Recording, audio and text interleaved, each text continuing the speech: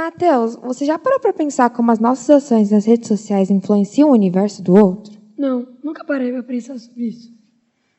As redes sociais evoluíram e se multiplicaram nos últimos 10 anos. Plataformas como Facebook, WhatsApp, LinkedIn e Twitter cresceram muito com os novos recursos. Além disso, surgiram novas redes sociais que foram se aperfeiçoando cada vez mais, que é o caso do Instagram, do TikTok e do Telegram. Enquanto isso, veteranos como Orkut e MSN desapareceram em meio a tantas novidades. Mari, durante a definição dessa temática, o discurso de ódio nas redes sociais foi o que mais nos atraiu. Como não falar desse assunto sem a ampliação?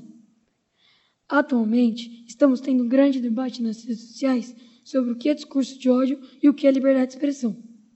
Temos que lembrar também que é essencial para uma democracia existir a liberdade de expressão, e o discurso de ódio é uma fala intolerante e sem empatia. Ainda hoje, não existe nenhuma definição sobre o que é discurso de ódio. Mas, segundo especialistas em direito, o discurso de ódio pode ser definido como uma manifestação de ideias que incitam a discriminação racial, social ou religiosa. Sendo assim, ele pode ser considerado uma violência verbal, que tem como base a não aceitação das diferenças, o preconceito e a intolerância. Os impactos desse discurso podem ser tanto psicológicos quanto físicos. Segundo o Ministério da Saúde, danos como depressão, baixa autoestima, respiração acelerada, insônia, entre vários outros. E ainda nos casos mais graves, a depressão extrema, causando até o suicídio. Mas o que nos perguntamos para o desenvolvimento dessa temática? Como observarmos nosso comportamento nas redes sociais e como ele afeta as outras pessoas? As redes sociais eram para aproximar as pessoas em todo o mundo, e hoje em dia elas conseguem fazer as comunicações serem rápidas e efetivas. No entanto, as redes sociais vêm sendo usadas como um canal de propagação da violência. Mas o que faz pessoas comuns, que provavelmente não tomariam essas atitudes na vida offline, terem atitudes totalmente agressivas no mundo virtual, atacando os demais por motivos muitas vezes banais? Nossas pesquisas apontaram que essas pessoas vêm, através da internet, uma forma de se destacarem, criando até comunidades haters. E o mais curioso foi a gente descobrir que as pessoas agem anonimamente, ou seja, elas se sentem seguras através de uma tela em cometer aquele ato de discriminação, desrespeitando totalmente o marco civil da internet, criado para regulamentar o uso da internet, respeitando a diversidade e a pluralidade. E diante de um assunto tão importante e abrangente, nos deparamos com uma nova escolha. Discurso de ódio nas redes sociais. Mas sobre o que exatamente? Então, por isso, o sexismo foi eleito e nos debruçamos sobre essa vertente para ampliarmos nosso conhecimento. Descobrimos também que o termo sexismo surgiu em meados de 1965 e ele define qualquer palavra, atitude, gesto que inferioriza a pessoa devido ao seu gênero, afetando mais mulheres e meninas, podendo afetar homens também, quando eles não agem com seus papéis de gêneros estereotipados.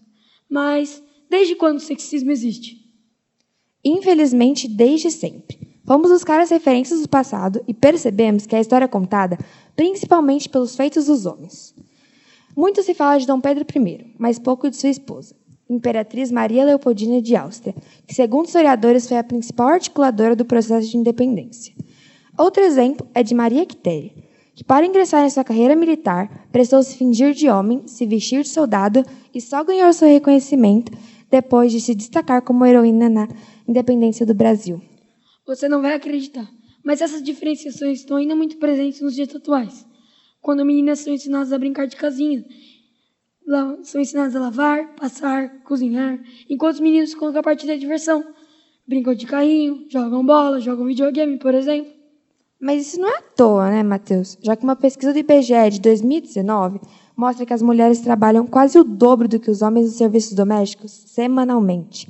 E essa desigualdade continua no mercado de trabalho, já que os homens têm maior quantidade de vagas, cargos melhores, salários maiores, sendo que mulheres recebem salários 22% menores. Nas redes sociais, essa realidade aparece através de posts, comentários e piadinhas. Podemos citar, por exemplo, quando conservadores canadenses fizeram um comentário contra a mudança do hino nacional em prol da neutralidade de gênero. Mulheres servem a cozinha, não ao hino nacional.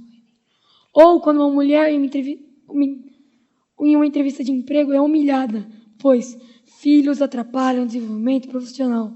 Ou ainda, Basta, precisamos combater o sexismo. O que se propaga nas redes sociais é um reflexo social, sim. Precisamos repensar os discursos e atos de ódio com foco em sexismo. É claro que as opiniões e os pensamentos são importantes e que o diálogo precisa estar presente em nossa sociedade. E com isso, o intuito da nossa proposta veio para trabalhar a consciência coletiva. É uma tentativa de fazer das redes sociais um lugar de confiabilidade. Não podemos manter hábitos porque eles são assim ou porque é cultural. Precisamos curtir um novo pensamento tendo mais responsabilidade, dignidade, justiça e respeito. Prezar pelo bem-estar do próximo é um dever de todos e temos a esperança de equilibrar a paz nas redes sociais. E depois das aprendizagens terem sido realizadas e a temática ter sido definida, nos deparamos com uma nova escolha. Como podemos ampliar o nosso conhecimento com a comunidade em que vivemos? Então, um dos caminhos encontrados foi a criação de um blog com o título Preconceitos Antigos em Tempos Modernos, em que conseguimos ampliar os nossos conhecimentos. Também resolvemos criar um vídeo publicitário com o intuito de conscientizar as pessoas sobre repensar postagens e compartilhamentos. Pensar sobre direitos e deveres, sem sombra de dúvida, é o caminho que precisamos deixar para as próximas gerações. E com isso, a pergunta que deixamos para você levar para casa é: até quando vamos perpetuar com uma cultura que nos distingue e anula o próximo?